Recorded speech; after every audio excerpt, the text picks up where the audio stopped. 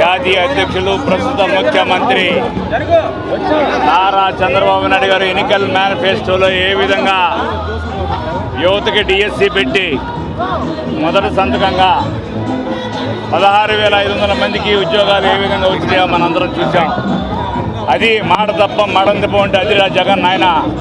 అంతేగాని బటన్ నొక్కుడు కాదు, ఉపాధి కల్పించి ప్రజల్ని ఉద్యోగాల్లో కల్పించి ఉద్యోగాల వల్ల వాళ్ళ భవిష్యత్తు వాళ్ళ కుటుంబాలు ఉండేట్టుగా ఉండాలి. కానీ నువ్వు అన్నీ ఫ్రీగా బటన్ నొక్కి నాకు ఓటేయమంటే ఎవరయ్యారు?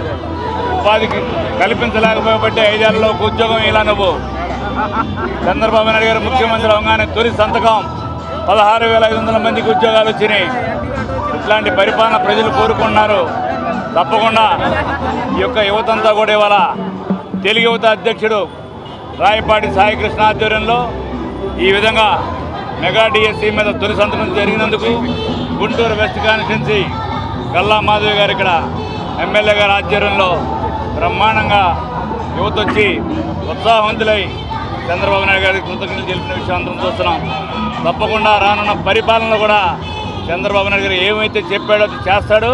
తప్పకుండా ప్రజలందరూ కూడా బేషరతుగా పరిపాలన ఇచ్చి శాశ్వతంగా ఆయన ముఖ్యమంత్రి సుపరిపాలన చేస్తాడని చెప్పి ఈ మీడియా సోదరులకు తెలియజేస్తున్నాను. Thank you.